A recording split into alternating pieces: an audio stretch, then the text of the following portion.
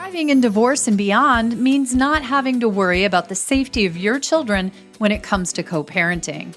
With alcohol abuse on the rise, many co-parents are turning to the system committed to providing proof, protection, and peace of mind. SoberLink's alcohol monitoring system is the most convenient, reliable, and reasonable way for a parent to provide evidence that they are not drinking during parenting time. SoberLink's real-time alerts, facial recognition, and tamper detection ensure the integrity of each test so you can be confident your kids are with a sober parent.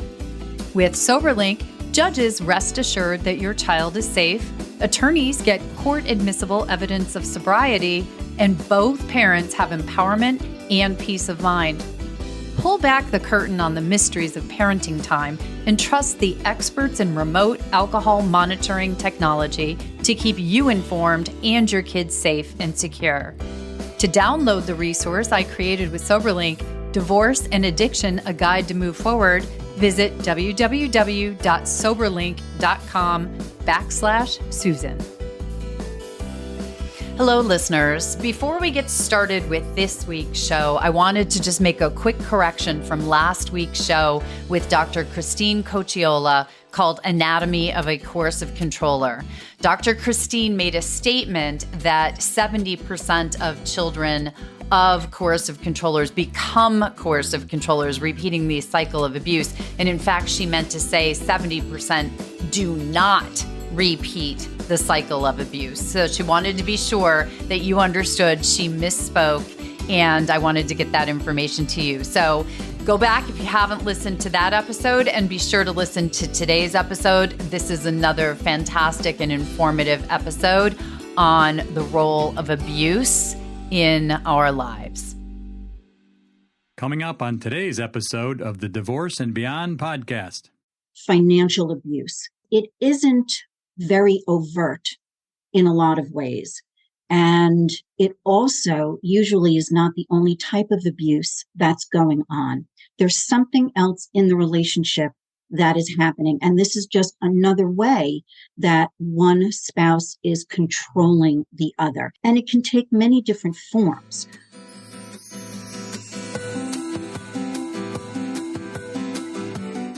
Hello, and welcome to the Divorce and Beyond podcast. I'm Susan Guthrie, your host. As a top divorce attorney and family law mediator for 30 years, I know what you need to know to get through your divorce, and most importantly, how to move beyond it to thrive and transition to your new future.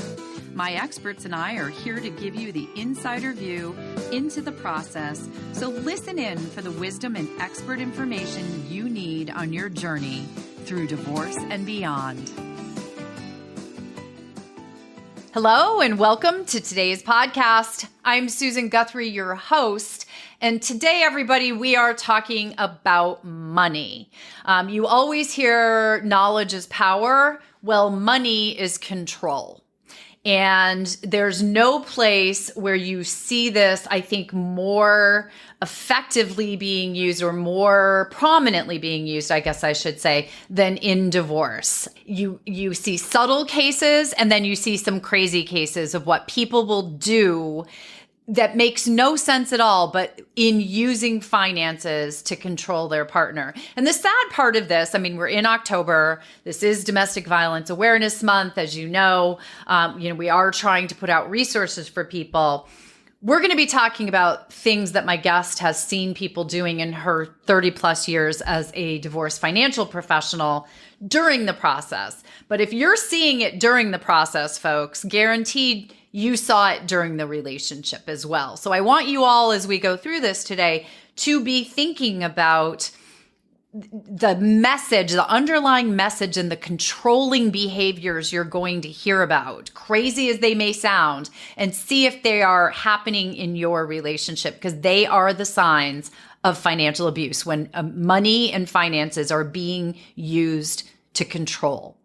So let me introduce, I have a wonderful guest here. You know, I like to bring you the top professionals in the areas in which we are speaking. I have as I mentioned, a divorce financial professional, Donna LaScala, who is with us today. Donna has been in the divorce financial and in the financial services world for over 30 years. She works out of New York, but I want to point out she works with people all over the country, and she is CDFA. You know, I love my CDFAs. I can't do a divorce without them personally. But she's also a RFC registered financial consultant, an IARFC, which is an ethics approved status, and CLTC certified in long-term care. She is a all-purpose financial consultant who helps people through divorce and beyond divorce. And she gives people advice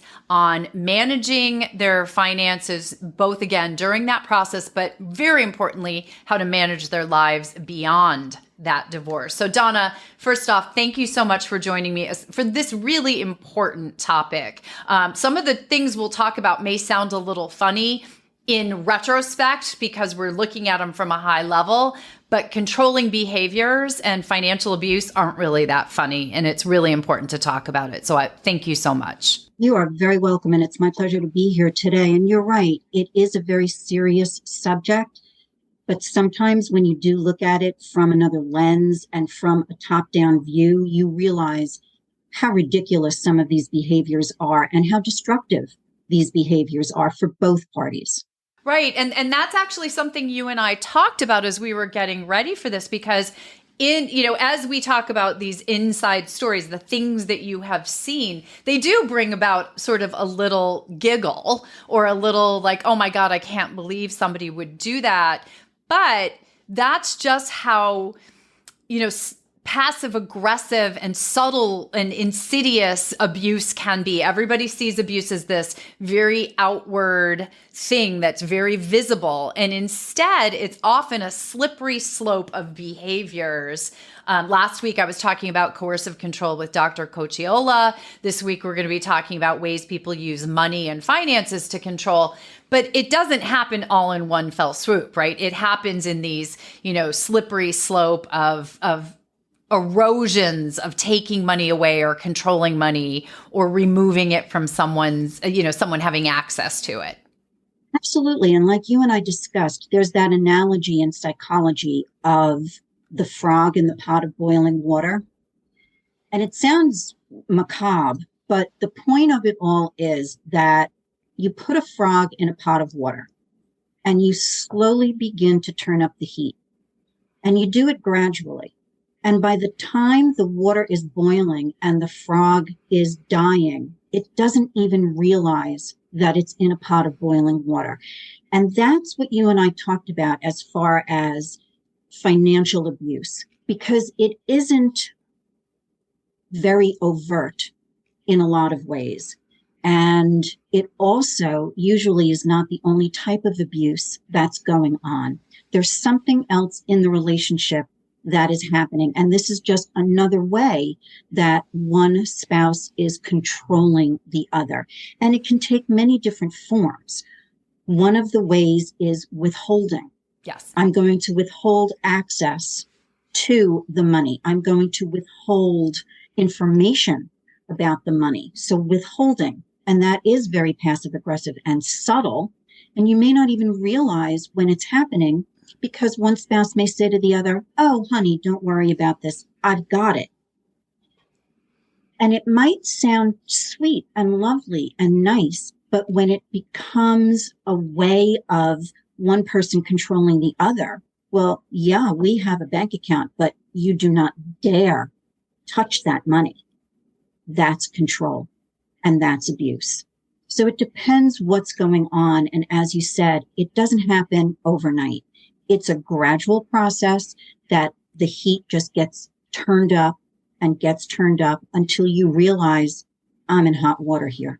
Right. And that frog analogy, when you first told it to me, I thought it was such a perfect analogy, because if you put the pot on and got the water boiling and threw the frog in, The frog would know it was in boiling water, right? Just like if your spouse did something super sneaky or underhanded with your finances for the very first time, like they sold the house out from under you without telling you, and the movers showed up one day and you didn't know, that'd be really hard. You'd be in boiling water. You'd find out about it over at once. But it's not usually something that happens that way. And how often have you, as a financial professional for so many years, met with someone, and I'm just going to say it, probably women, who have said to you, oh, my husband or my spouse has taken care of our finances. Numbers aren't really my thing, or he's really good at that, or it's just not something I've needed to worry about. He's taken care of all of that for years. It's very true. And unfortunately, it is a lot of times it is women. And I'm from a very large family. My mother was one of 10. There were 9 girls, 1 boy. I have 3 older sisters. I have a lot of cousins. Most of them are females. I see this day after day, not only in my own family, but in my practice as a financial advisor. And usually the first time I notice it is when I'm sitting down with a couple, and even though I'm talking to both of them, one of them is more engaged than the other.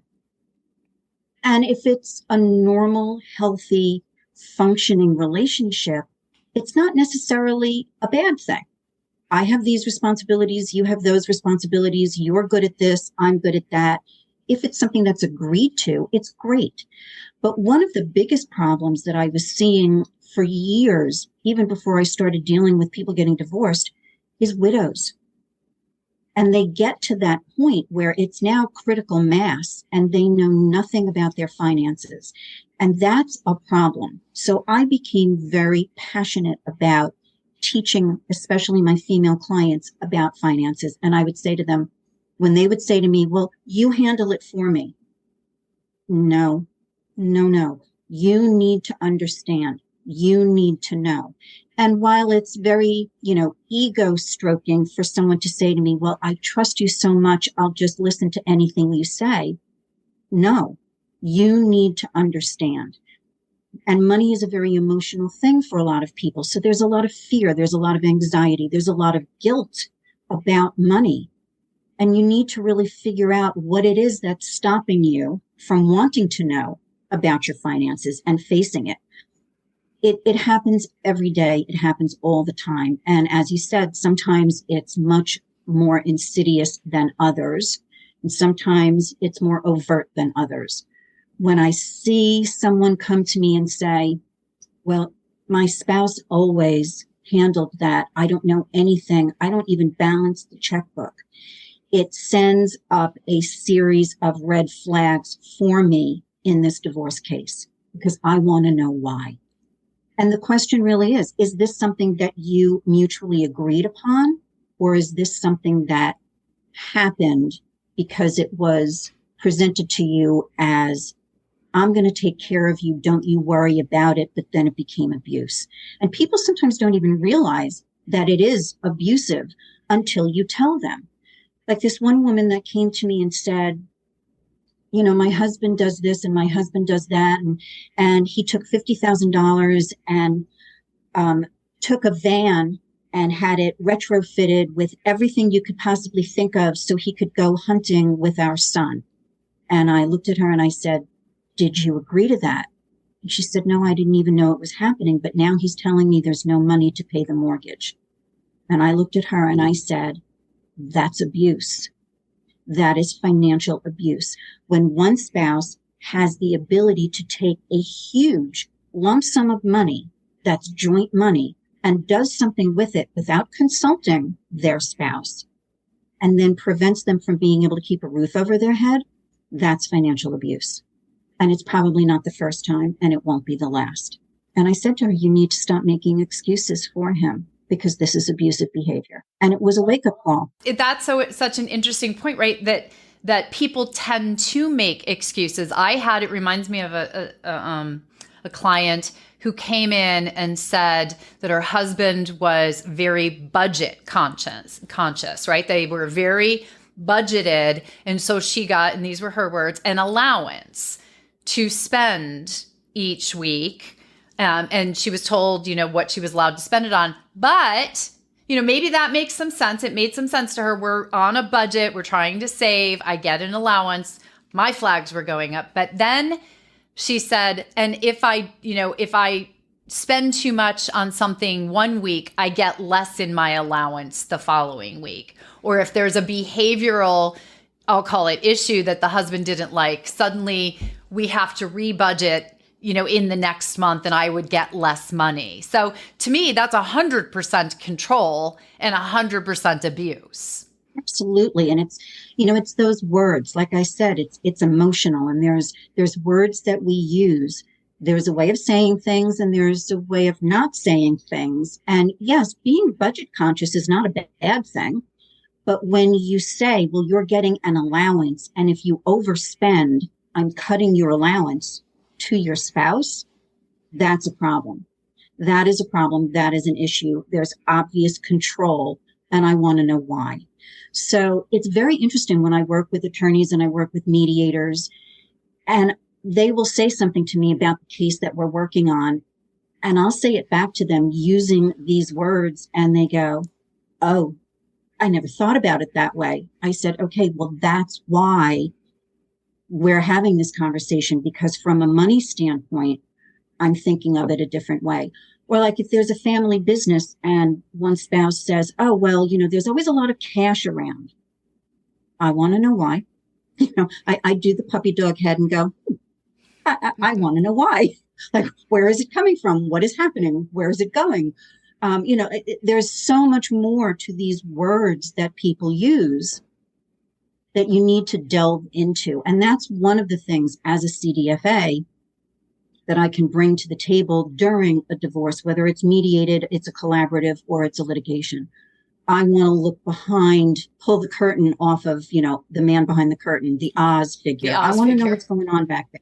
I want to know. Yeah. It's not that there's always an ulterior motive. It's not that there's always something nefarious going on. But in order for me to be able to do my job, I want to know. And that's why we ask for documentation. Documentation. I want to see it. I want to see if there's some kind of pattern. I want to see if there's money moving in odd ways. I want to see if suddenly money is disappearing, or what happened to this account all of a sudden. How did it go from a joint account to now an individual account? How did that happen? And it all depends where the money is and what different things you can do to it. And you mentioned if the house was sold out from underneath you, right. But did you know that one spouse, even if you are joint on the mortgage, even if you are joint on the deed, that one spouse, without the knowledge or permission or signature of the other, can take out a home equity line of credit on the marital residence? I knew it, but I bet some listeners didn't. Most people do not know that. And and then when you say the words, HELOC and all these acronyms and things, they have no idea what you're talking about. But most people don't know that. And that can be a very dangerous thing for one spouse to do. And it's usually part of that control. And it's usually part of the methodology of that spouse to say, well, you know what? 6 months from now, I'm going to file for divorce. So this is one of the things that I'm going to do in order to protect myself in this scenario, because it's highly likely that if they do something like that, the money is going somewhere else. Yeah. And they plan, right? There's a plan behind all of that. And, Correct. Thankfully, very often a skilled professional like you can find the paper trail. Listeners, as October is Domestic Violence Awareness Month, I wanted to make sure that you know that we have created the Divorce Coalition to promote awareness of both domestic violence and domestic violence recovery. We are here to inspire healing and change. We are the voice of many. The Divorce Coalition is made up of all your favorite podcasters, bloggers, influencers, and more, and we join together to raise awareness and provide information and resources to fight the epidemic of domestic abuse in our world. Founded by Beverly Price of Her Empowered Divorce, Kate Anthony of the Divorce Survival Guide, and me, Susan Guthrie, we have gathered together our friends and colleagues to amplify our voices to reach as many people as possible. So I encourage you to visit the Coalition webpage at www.divorcecoalition.com to find resources, including the many podcast episodes and blog articles that are on topic from all our members, as well as many other ways to help, donate, and find assistance. Together, we can make a difference, and we can let domestic violence survivors know that they are not alone. So go to www.divorcecoalition.com, and you can follow us on Instagram and Facebook at Divorce Coalition page. Are you thinking about divorce, struggling in the middle of it, or unhappy with life after? Do you ever find yourself feeling angry, overwhelmed, confused, lonely, or sad? Well, that's completely normal, but there's good news. You are not alone. I've been there, and help is available. I'm Beverly Price, host of the Her Empowered Divorce podcast. And with my 30 plus years of divorce coaching experience, I help women navigate divorce and build more fulfilling lives after. Every week on my podcast, I feature industry-leading guests who share their experience and provide actionable tips. I offer valuable insights and empowering strategies that will help you regain your confidence and create the life you deserve, just like I did in my divorce. So join me every Wednesday morning as we release a new episode of the Her Empowered Divorce podcast at herempowereddivorce.com or wherever you listen to podcasts. And on Mondays, listen to Susan Guthrie on the Divorce and Beyond podcast. Together, we bring you guidance and information from the legal to financial to emotional to parenting. It helps you gain even more knowledge than from just my podcast alone. Empower yourself by subscribing today to both the Her Empowered Divorce and the Divorce and Beyond podcasts. Stand tall. Remember, information is power, so never miss an episode. Stay tuned for more from Divorce Financial Professional Donna LaScala, who shares more real-life stories of financial abuse and trickery to help you break free from that cycle.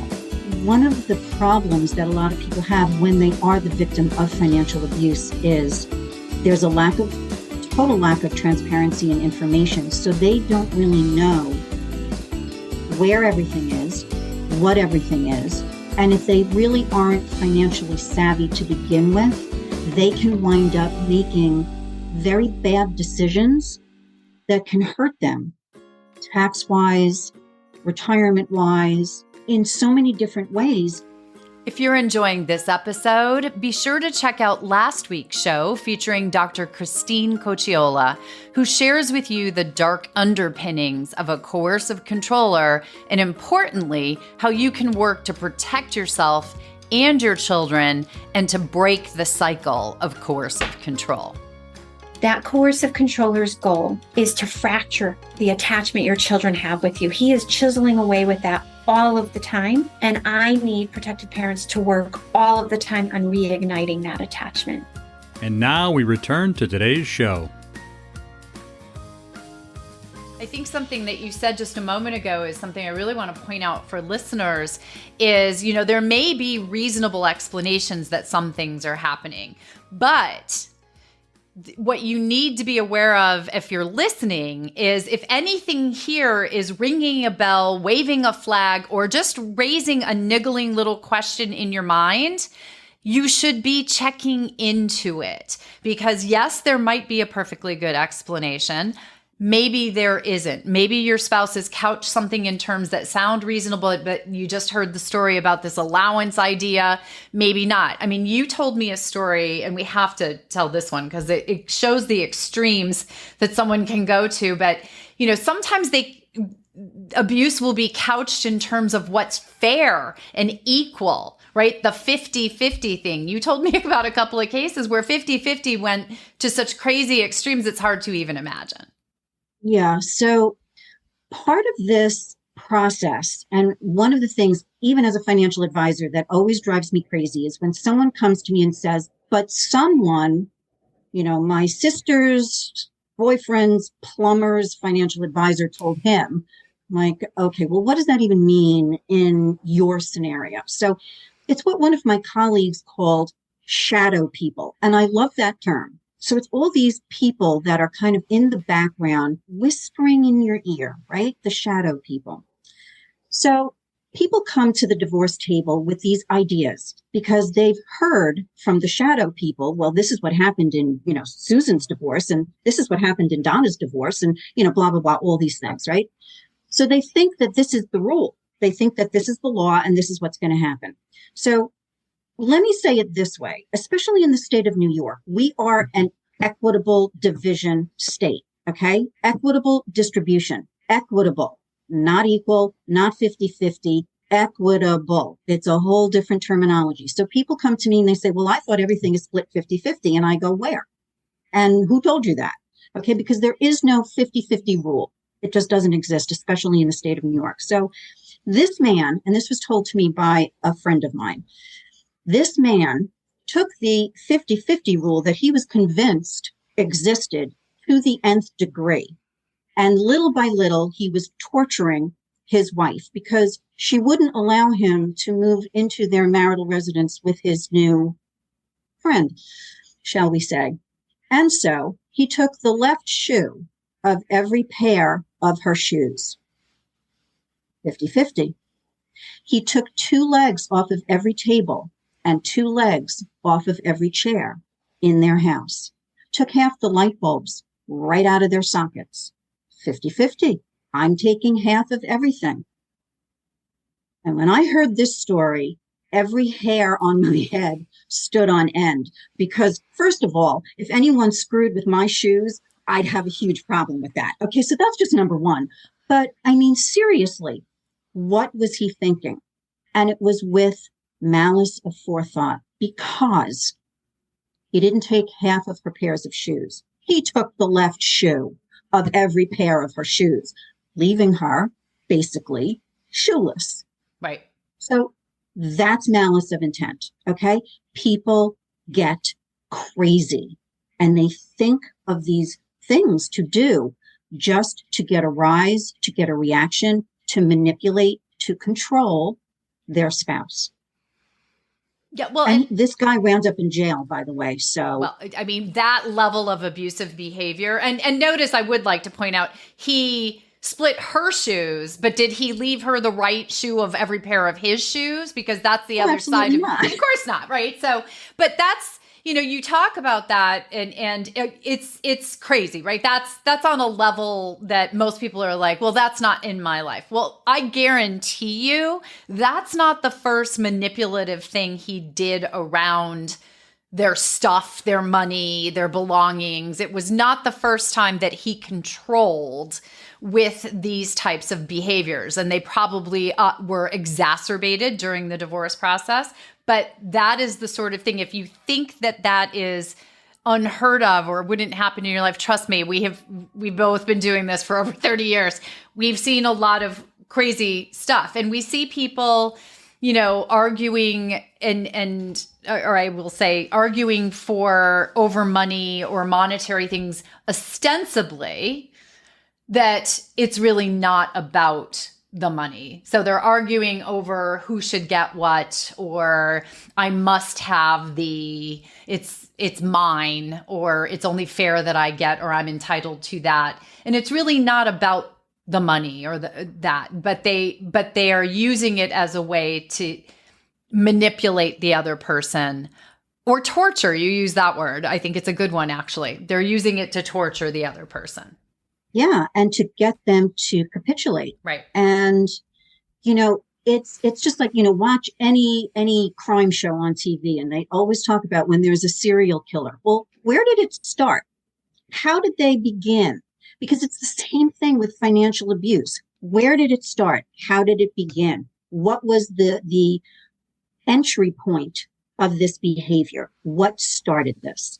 And when you start uncovering more and more, the person on the other end of it is astounded because they just weren't paying attention. It's the ostrich with their head in the sand. They just weren't paying attention. They didn't want to pay attention. They didn't want to know. It was unpleasant. It was upsetting. It was anxiety producing. And then they find themselves in this position and look at me, look at you and go, now what do I do? So it's not a situation that's impossible to resolve. It is resolvable, but both people have to be willing to entertain certain ideas and concepts about how this is going to move forward. But you mentioned fighting over stuff and fighting over ridiculous things. And this is one of my favorite stories. And it actually came out of my own situation, which I've embellished on over the years. When I was going through my own divorce, they brought us into a big room. It was everyone at that point that was going through a divorce. And the special referee told us made the following statement: don't fight over Aunt Millie's teapot. So what is this person talking about? So here's the story about Aunt Millie's teapot, because I use this as an example with my clients. And I tell them, look, I don't know what your Aunt Millie's teapot is, but I know it's out there. And trust me, you're going to get to this point and you're going to start fighting over something that neither one of you ever wanted in the first place. Aunt Millie's teapot, the teapot she gave you on your first anniversary. And it's the most hideous thing you have ever seen in your life. And you don't like it and you don't really want it, but it's from your dear Aunt Millie. So you accept it graciously. And as soon as she leaves, you put it up in the corner on the shelf in the back. You never think of it again. You never look at it until Aunt Millie comes and you take it out and you serve her tea. And you both agree that you hate it. Well, now suddenly, I must have Aunt Millie's teapot. How could I think of giving up this beautiful, stunning, sentimental thing that was given to us by Aunt Millie? I have to have it. Well, no, you can't have it because I have to have it because, I lied. I really loved it always. But, I was just agreeing with you that it was ugly, but I want it. I have to have it. I must have it. And you begin fighting over this thing that previous to this moment, neither one of you cared about or ever wanted. And it sounds like a trivial thing, but it happens over and over again. And it stalls the entire process. And this is why I love having mental health professionals in the mix and on the team, because until you can uncover and get underneath what is driving this need to hold on to stuff, or, he who winds up with the most toys wins.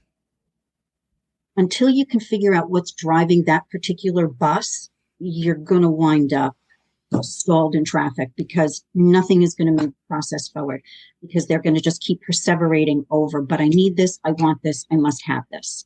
And I don't want you to have it because if you don't have it, I win. Right. Right. And, I will say, having, been through that negotiation process, I'll call it, several times in both mediations and represented cases that I was involved in, these are especially thorny where there have been imbalances or financial abuse in the past, because what you can see during the divorce process is the person who's been the financial abuser, the one who's used money to control the other person, they see as a part of the divorce process, right? They're starting to lose control of that other person. They lose control of the finances because the law is now splitting up money. And you also see on the part of the victim, they start to now suddenly wake up to the fact, for some of them, the very first time, and realizing they've been financially controlled for so long. So they become irrationally attached to Aunt Millie's teapot because I think it starts to become their freedom or that what they're entitled to as a result of all these years of abuse. So suddenly that teapot becomes the control for the controller and the means of like announcing your freedom to the other person. And in those cases, that's where that teapot can become the most expensive teapot in history. Oh, absolutely. Like one of my colleagues told me the story of the $500 ice cream cone. Yes.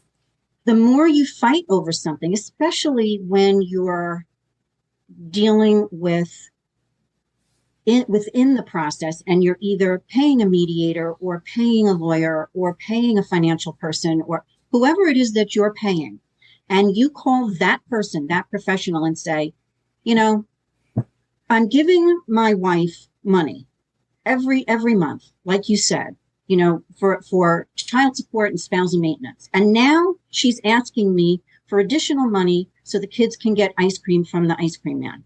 I'm not giving it to her. Okay, so here's the way the story goes. So the attorney turns to his client and says, okay, so let me understand this. You're calling me. I charge $500 an hour. And we're going to have this conversation. 15 minutes. Okay, so that's a portion of the 500. But then I'm going to have to call your wife's attorney. And then your wife's attorney is going to call your wife. And then they're going to call me back, and I'm going to have to call you back. And by the time we're done, you can give your wife $20 so the kids can get ice cream for the week, or you're going to pay me $500. How much is this ice cream cone worth to you? And the husband said, I get it, and hung up. But most people don't get it. They just want to keep fighting because, as you said, this thing becomes the be all and end all, and you can't see beyond the anger, the fear, the anxiety that's in front of you. Because let's face it, I mean, you and I do this every day because it's what we do for a living, but someone going through a divorce is beyond anxious, upset, hurt, all of those things. And it's probably the most extreme thing they've ever done in their lives. Sure. Because they know that once that document is signed, life as they knew it, good, bad, or indifferent, but life as they knew it is over. And something new is coming. And that's also one of the things that I really try to stress to my clients when I'm working with them through a divorce. Let's come up with scenarios of what it's going to look like after this is over. Because the first question I usually get asked is, how am I going to live after this is over? What is my life going to look like? How am I going to do this? Where am I going to be? Who is going to be with me? How am I going to keep a roof over my head? How am I going to retire? And it's very scary for people who are in that over 50 age group. Yes. Because we know it's happening more and more because they are closer to retirement and they know they don't have as much time to refill the retirement reserves as they would if they were in their 30s. So there's a lot of things that come up, and I really try to help them and say, okay, well, tell me what your best case scenario looks like. Tell me what your worst case scenario looks like. Let's try to figure this out. We'll come to somewhere in between because whatever happens, it's not going to be perfect, but it's also not going to be forever. What you decide today could be for the next 1 to 3 years. And something else is going to happen. And we'll try to figure out what that's going to look like. Or if you're going to relocate, or if the kids are going into college, coming out of college, all of those things. What is your world going to look like? And trust me, you're going to change and it's going to be different as you move along. Giving them some idea of what they're moving towards. Because it's a very scary thing when you're leaving something, even if it is the pot of boiling water. Well, am I going from the proverbial frying pan into the fire now? Like, right. What's in front of me? What am I looking at? And that's the scariest part, I think, for most people going through a divorce. Especially as a part of your divorce process, you start to realize, and I think so many people are going to understand this who are hearing this, very often as people are going through the divorce process, it is the first time it dawns on them that they have in some way suffered from abuse, whether it's financial or other emotional kinds of abuse. And so very often they're in a place where, for good reason, that brings up so much anger and, fear and just so many different feelings. But in order to move forward and get to that post-divorce life and not get caught up in the fighting over things that don't matter, wasting money, wasting time, I think that if you are someone who is sitting there and realizing that you are someone who suffered from financial abuse, this is your sign right here that to move forward, you need a financial professional by your side. The way to get your power back is not to figure it out on your own, because you can't. It is to get someone to help you. Absolutely, because one of the problems that a lot of people have when they are the victim of financial abuse is there's a total lack of transparency and information. So they don't really know where everything is, what everything is. And if they really aren't financially savvy to begin with, they can wind up making very bad decisions that can hurt them tax-wise, retirement-wise, in so many different ways, because they're in this situation and it's kind of like tunnel vision. And, they always say, well, there's a light at the end of the tunnel. But when you're in that tunnel, you can barely see the tunnel, never mind the fact that there's a light at the end of it. Right. So having someone to guide you through, to hold your hand, to say, okay, let's start with the basics. Let's start with a budget. Let's do this hard work and put together a budget. It's the basis of everything. Let's figure this out. If A happens, then B occurs. If C happens, then D occurs. So let's lay that out. Then let's talk about where the assets are, what you have. And I never want to use the word entitled to, because it's a very dangerous word. Yeah.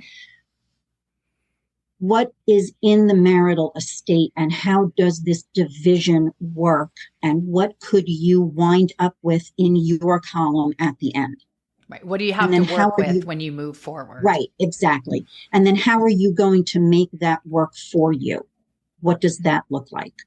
But I also try, and a lot of times, as I'm sure you know, people come to you at various points in time of their divorce. Sometimes they come at the very beginning. Sometimes they come even before it actually happens because they have an inkling. They sort of know this is going south and I better start getting my ducks in a row. Mm-hmm. And it's at that point that I say to them, okay, let's start putting things down in writing and look at what mail is coming through the door. And that also has become an issue for a lot of people, because if it's all being sent electronically, and one person has control over those websites and those passwords and those usernames, it's very hard to find that out, to uncover that. But you have to start somewhere. And the easiest way to figure it out is to try to get a credit report on your spouse, because that's going to show you everything. Right. It's going to show you everything. So there are ways to do it. But a lot of women in that position are afraid of the ramifications and the consequences. So, that's also part of the thing when there is abuse. Because like I said at the very beginning of this conversation, it's usually not the only kind. Right. Financial abuse is usually not the only kind. There's something else going on, whether it's emotional, verbal, physical. There's always something else going on. It's not just in a standalone vacuum.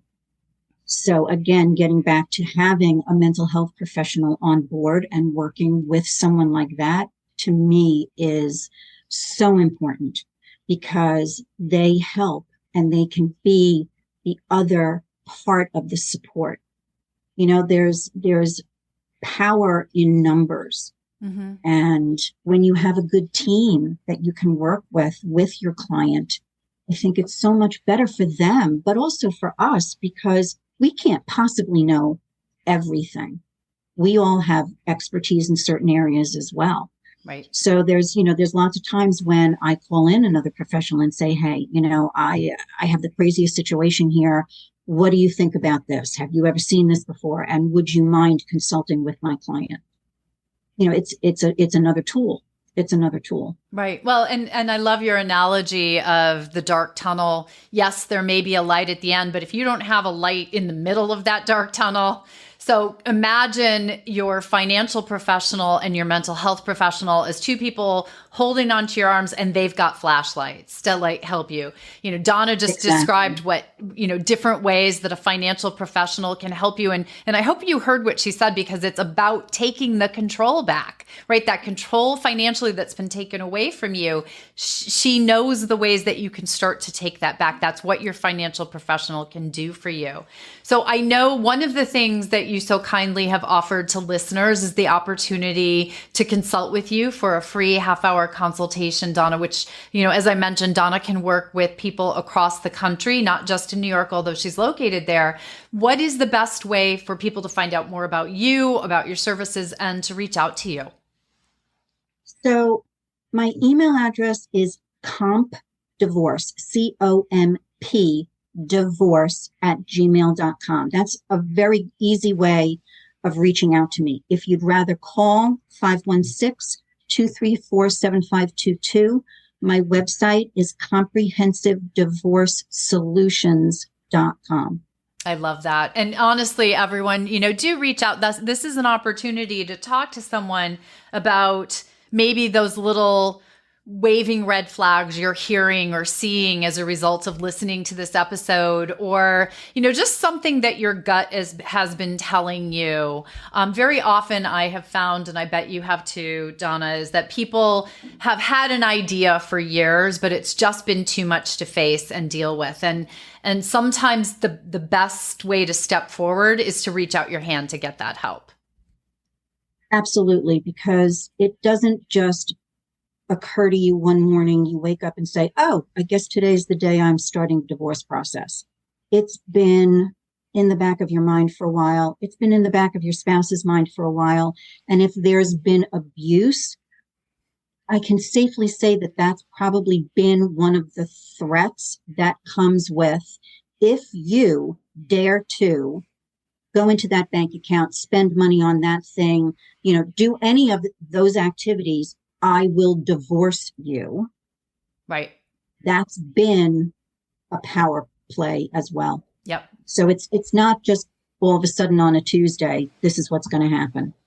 No, there's it's been there for a while. It's all part of that slippery slope of abuse, and which is much, much more common than, the physical abuse, the black eye, although just as horrible and just as actionable, but there's so many subtle signs of abuse. And it's really important what you said, Donna. This doesn't happen in a vacuum. If you are being controlled with finances in your relationship, there are probably other signs of abuse and other types of abuse happening. Please reach out for help. I have contact information for a variety of different domestic violence, intimate partner violence, and domestic abuse resources, as well as go to the divorcecoalition.com, which is a coalition, as you all know, of divorce and podcasting professionals that we've joined together to raise awareness and bring resources to you.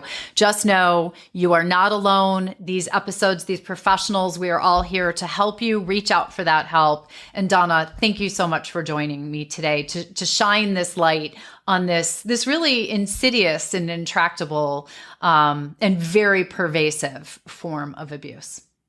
It was my pleasure. Thank you so much for having me.